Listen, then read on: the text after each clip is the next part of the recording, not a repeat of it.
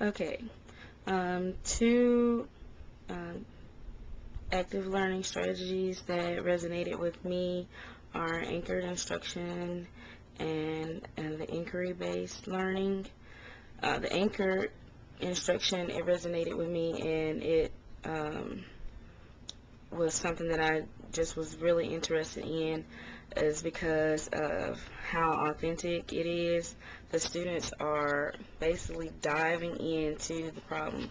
They're in the context of whatever the situation is, the problem or the question that they're supposed to be answering. Like if they're learning about dinosaurs, then they become the archaeologist. If they're learning about trains, then they're the engineer, they're the conductor, and they do the research. They look up and find out information and connect the dots between what they already know and what they don't know. They can collaborate and work together.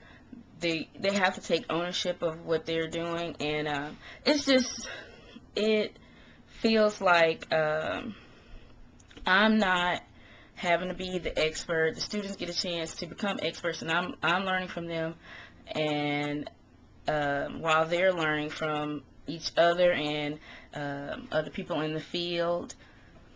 It just means a lot to me, because when I was younger, I had a teacher who, whenever we were learning about a subject, we were immersed in that content area, whether it be frogs or bugs or outer space. We became astronauts, and that stuck with me, and that was second grade, and I'm an adult now. And so just think how it can stick with the children, and they're learning important skills. They're learning research, they're learning problem solving, they're learning how to work together as a team.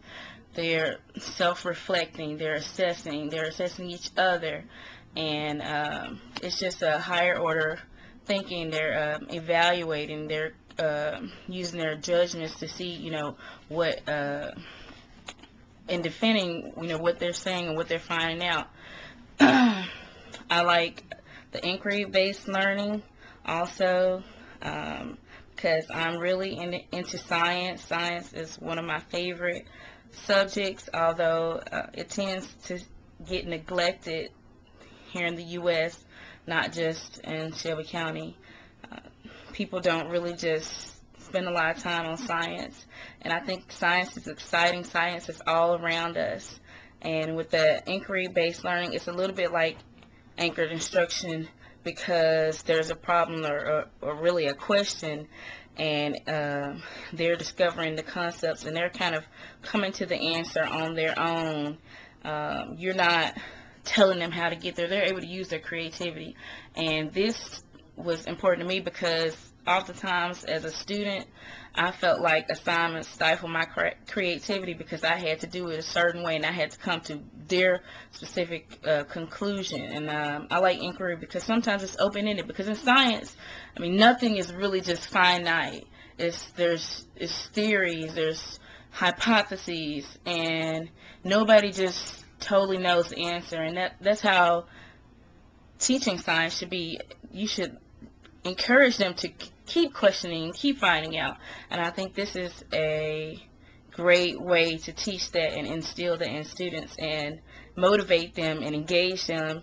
And you're the coach. You're not just, this is how it has to be.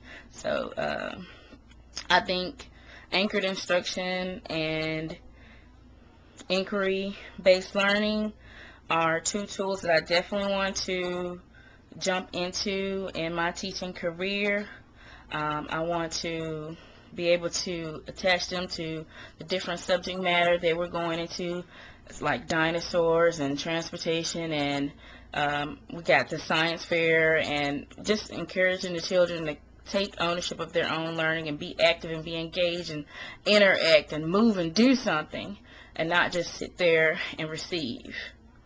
To process and make connections and delve deeper into their understanding.